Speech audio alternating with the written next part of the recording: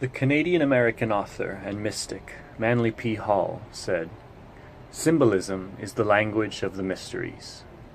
By symbols, men have ever sought to communicate to each other those thoughts which transcend the limitations of language." Symbolism is older than civilization, being found in cave paintings and other artifacts of the Paleolithic. If great thinkers like Plato and Carl Jung are right, then symbolism is even older than that. It is an intrinsic part of human existence, evolved in the psyche through the process of natural selection. Symbols utterly surround us in our world. Some are universal, like the pentagram, which appears across the entire world and has done so since ancient times. Others are unique to a specific culture, such as the dollar sign. The power of symbols is how they trigger a response when viewed. The responses triggered are nearly always concepts or ideas, and the more specific symbols usually spawn specific ideas, while the more universal symbols usually inspire much more grand or vague concepts. Since the birth of their school, astrologers have drawn extensively on symbolism as a way to improve coherency and memorability. Therefore, the next step in understanding astrology is to follow in the footsteps of those that developed it and seek an understanding of the symbols they chose. I shall be retracing my own journey in this section and sharing the conclusions I came to, but as always, it is vitally important for your development as an astrologer that you investigate these concepts on your own and come to your own personal conclusions about the meanings of these symbols. Since childhood, I have encountered astrological symbols in my daily life. From biology class to pop music, their simplicity and recognizability have made them excellent tools for education, propaganda, and marketing. However, when I first began to study astrology, I took these symbols so much for granted that I never thought to look into their origins or deeper meanings. As a result, I felt my growth as an astrologer come to a halt. I knew I was still an amateur, yet couldn't figure out where to turn next to continue my development. Luckily, 2 years ago I met and befriended the astrologer and troubadour Litmus Freeman, creator of the Universal Celestial Calendar. His extensive knowledge on the subject and ability to express it in a way that demonstrated true understanding reinvigorated me and gave me new avenues to explore in my journey.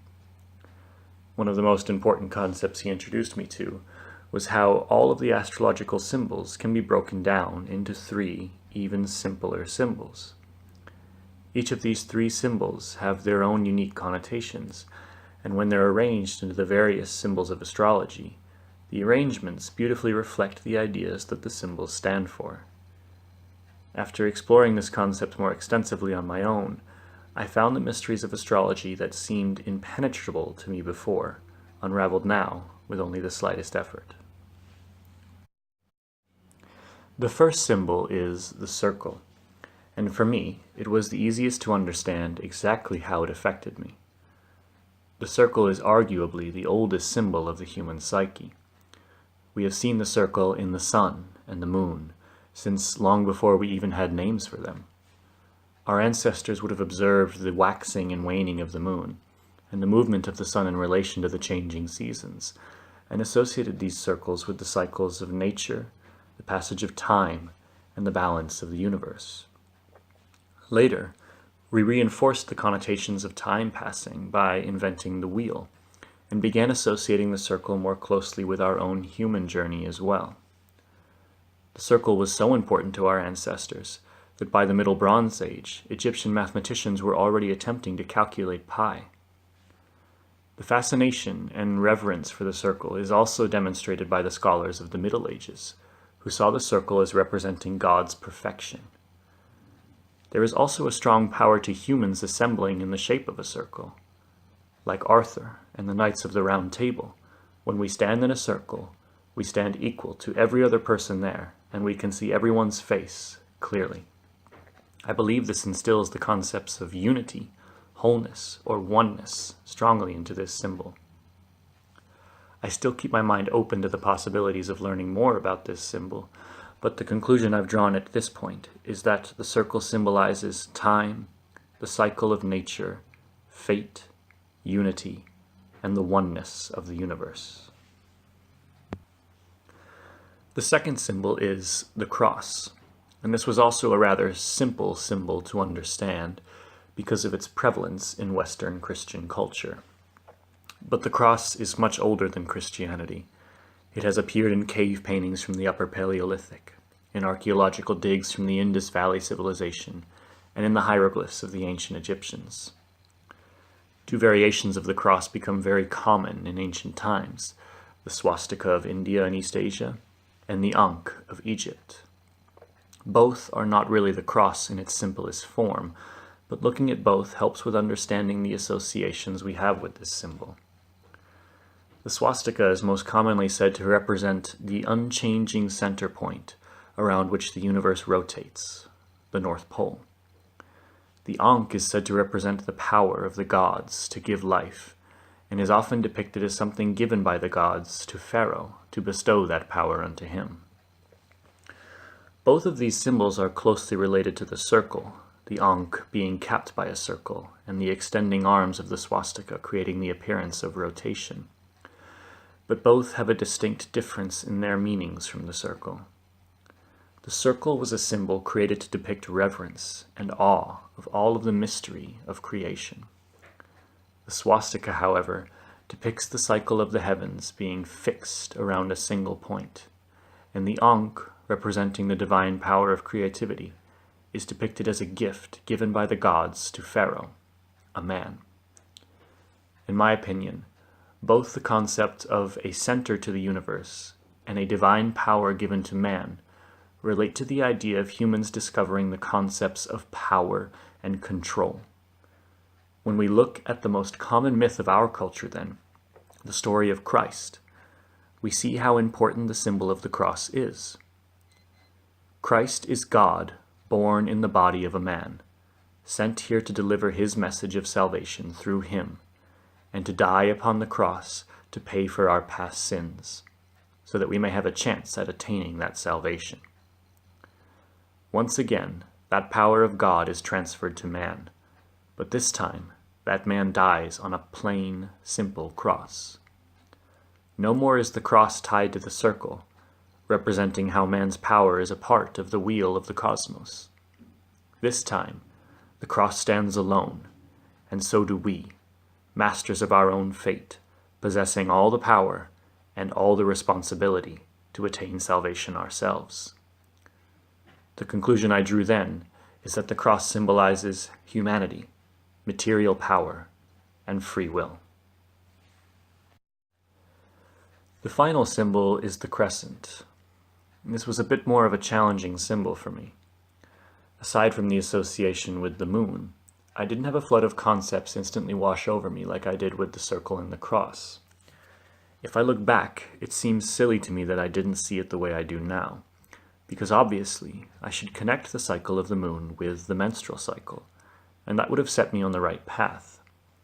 I think the problem was I was too caught up on what other astrologers were saying about this symbol.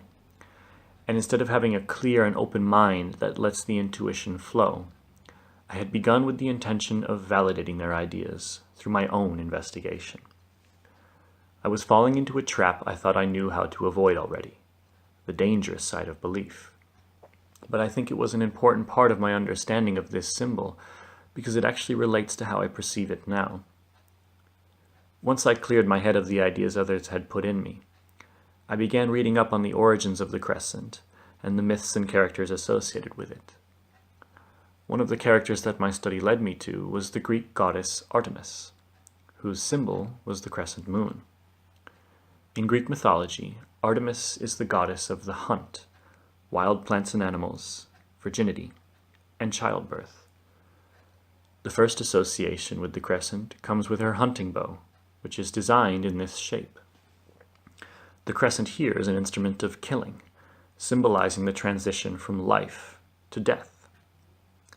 Though not all sources agree, most say that Artemis was born before her twin brother Apollo, and immediately after birth became her mother's midwife and helped deliver Apollo.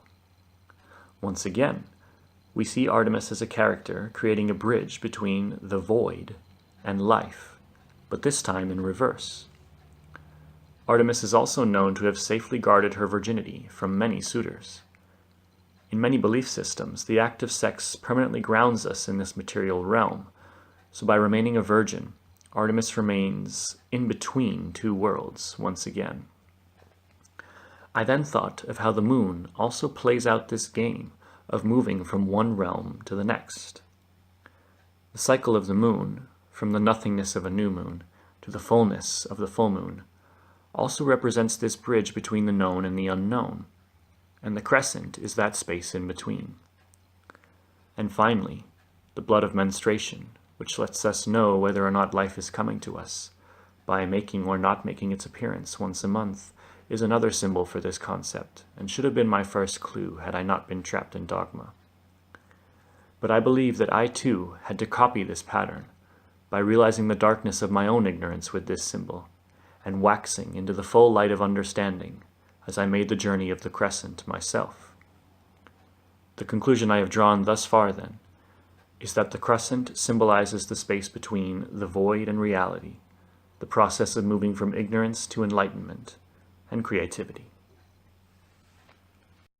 3 basic and very old symbols, the circle, the cross, and the crescent, that when combined in unique ways can create every symbol used in astrology.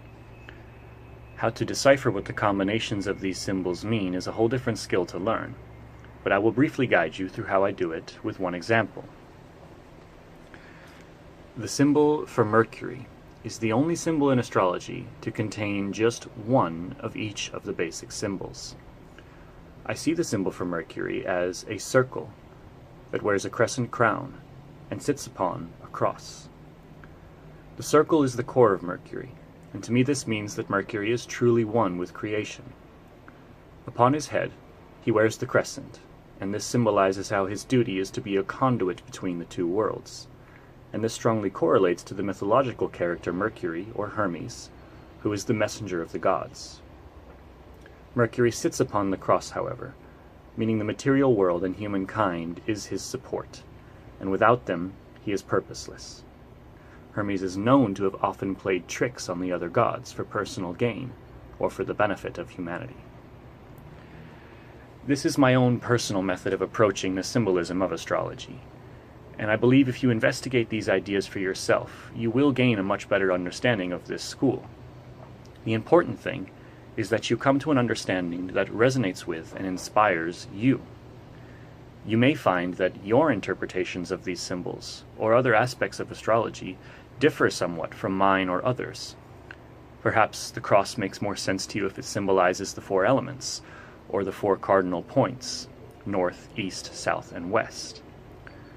What matters is that the interpretation really resonates with you and inspires you to keep learning, because without inspiration, the language of symbols becomes shallow, meaningless, and incomprehensible.